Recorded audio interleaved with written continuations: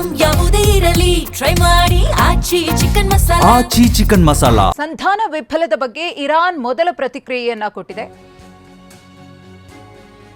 ಸಂಧಾನ ವಿಫಲವಾದ ಬಗ್ಗೆ ಇರಾನ್ ಮೊದಲ ಪ್ರತಿಕ್ರಿಯೆ. ಪಾಕ್ನಲ್ಲಿ ಅಮೆರಿಕ ಜೊತೆ ಮಾತುಕತೆಗಳು ಫೇಲ್ ಆಗಿವೆ. ಎರಡೂ ಕಡೆಯವರು ಒಪ್ಪಂದಕ್ಕೆ ಬರೋಕೆ ಸಾಧ್ಯವಾಗಲಿಲ್ಲ. ಯುಎಸ್ನ ಕೆಲವು ಬೇಡಿಕೆಗಳು ಅಸಮಂಜಸವಾಗಿವೆ. ನಾಳೆ ಮತ್ತೊಂದು ಸುತ್ತಿನ ಮಾತುಕತೆ ನಡೆಯಲಿದೆ. ತಮ್ಮ ಭಿನ್ನಾಭಿಪ್ರಾಯವನ್ನ ಪರಿಹರಿಸಲು ಪ್ರಯತ್ನಿಸುತ್ತಾರೆ ಅಂತ ಹೇಳಿ ಇರಾನ್ ಮೊದಲ ಪ್ರತಿಕ್ರಿಯೆಯನ್ನ ಕೊಟ್ಟಿದೆ. ಸಂಧಾನ ಸಭೆ ವಿಫಲವಾದ ಬಗ್ಗೆ ಈಗಾಗಲೇ ಯಾವ ಕಾರಣಕ್ಕೆ ಈ ಒಂದು ಸಂಧಾನ ಸಭೆ ಸಫಲವಾಗಲಿಲ್ಲ ಅನ್ನೋದು ಎಲ್ರಿಗೂ ಕೂಡ ಗೊತ್ತಾಗಿದೆ. ಅಣ್ವಸ್ತ್ರ ವಿಚಾರದಲ್ಲಿ ಉಭಯ ದೇಶಗಳು ಕೂಡ ಒಮ್ಮತದ ನಿರ್ಧಾರಕ್ಕೆ ಬರುವುದಕ್ಕೆ ಸಾಧ್ಯವಾಗಿಲ್ಲ. ಪ್ರಮುಖವಾಗಿ ಅದೇ ಒಂದು ಕಾರಣದಿಂದಾಗಿ ಈ ಮಾತುಕತೆ ಫೇಲ್ ಆಗಿದೆ. ಮತ್ತೊಂದು ಸುತ್ತಿನ ಮಾತುಕತೆ ಇದೆ. ಅಟ್ಲೀಸ್ಟ್ ಆ ಸಂದರ್ಭದಲ್ಲಾದರೂ ಉಭಯ ದೇಶಗಳು ಒಂದು ಒಮ್ಮತದ ನಿರ್ಧಾರವನ್ನು ತೆಗೆದುಕೊಳ್ಳುತ್ವಾ ಅನ್ನೋ ಕುತೂಹಲ ಇದೆ.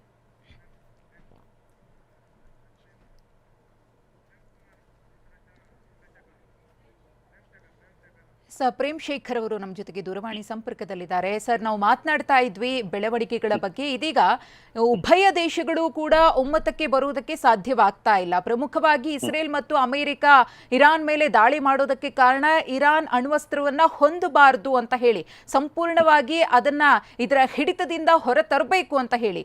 ಈಗ ಈ ಮಾತುಕತೆಗಳು ವಿಫಲವಾಗೋದಕ್ಕೂ ಕೂಡ ಅದೇ ಕಾರಣ ಆಗಿರೋದ್ರಿಂದ ಮುಂದಿನ ದಿನಗಳಲ್ಲಿ ಅಮೆರಿಕ ಏನೇ ಒಂದು ವಿಚಾರವನ್ನ ಅಥವಾ ಪ್ರಸ್ತಾಪವನ್ನ ಇರಾನ್ ಮುಂದೆ ಇಟ್ಟರೂ ಕೂಡ ಇರಾನ್ ಒಪ್ಕೊಳ್ಳುತ್ತೆ ಅನ್ನೋದನ್ನ ನಂಬೋಕ್ ಸಾಧ್ಯವಿಲ್ಲ ಅಂತ ಅನ್ಸುತ್ತೆ ಅಲ್ವಾ ಸರ್?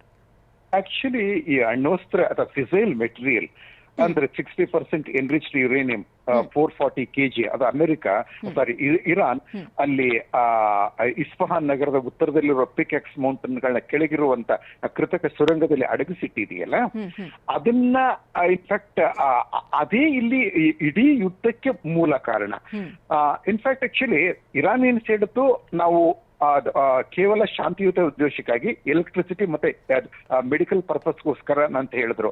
ಆದ್ರೆ ಅಮೆರಿಕನ್ಸ್ ಅದನ್ನ ಫೆಬ್ರವರಿ 26ನೇ ತಾರೀಕು ಜಿನಿವಾದಲ್ಲಿ ನಡೆದಂತ ಮಾತುಕತೆಯಲ್ಲಿ ಸ್ಟೀವ್ ವಿಟ್ಕಾಫ್ ಮತ್ತೆ ಜಾರೆಟ್ ಕುಶ್ನರ್ ಇರಾನಿ ಡೆಲಿಗೇಷನ್ಗೆ ಹೇಳಿದ್ದು, ಅಬ್ಬಾಸ್ ಅರಾಗ್ಚಿ ಅವರಿಗೆ ಹೇಳಿದ್ದು, ನಿಮ್ ಆ ಫಿಸೈಲ್ ಮೆಟೀರಿಯಲ್ ಅನ್ನ ನೀವು ನಮಗ್ ಕೊಟ್ಟು ಬಿಡಿ ಆಯ್ತಾ.